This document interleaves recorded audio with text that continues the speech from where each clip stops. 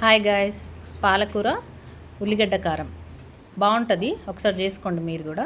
ఉల్లిగడ్డలు, కారము, ఎల్లిగడ్డ, కారము, జీలకర్ర, ఉప్పు, పసుపు అవన్నీ వేసుకొని మిక్సీ పట్టుకోవాలి. మీకు చూపిస్తున్నా, అన్నీ తెలుసు కానీ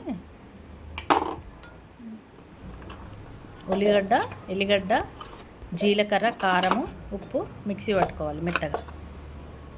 జీలకర్ర వేసేసిన, ఎల్లిగడ్డ కూడా, కారం, ఉప్పు చూడండి. ఒకసారి మిక్సీ పట్టేసిన మెత్తగా.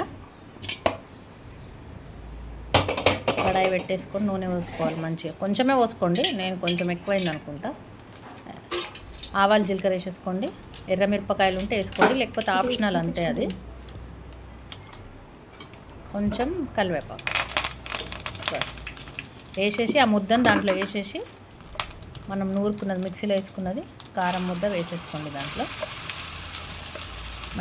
మంచిగా వేగాలి. అది వేగితేనే మనకు టేస్ట్ వస్తుంది. అందరు చేసుకోండి, ఒకసారి చేసుకొని కామెంట్ బాక్స్లో నాకు కామెంట్ చేయండి ఎలా వచ్చిందో రెసిపీ. పసుపు కొంచెం అప్పుడు వేసినాను, కానీ కొంచెం తాలింపులు వేస్తే కలర్ వస్తుంది అన్నట్టు. మంచిగా వేగించాలి, మంచిగా వాసన కూడా వస్తుంది, మీరు గమనించండి.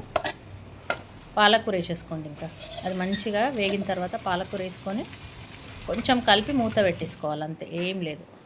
కొంచెం కలిపేసుకోండి. మళ్ళీ ఉప్పు వేసే అవసరం లేదు, ఎందుకంటే మనం దాంట్లోనే వేసినాం కదా, సరిపోతుంది. సరిపోయేంత వేసుకోండి.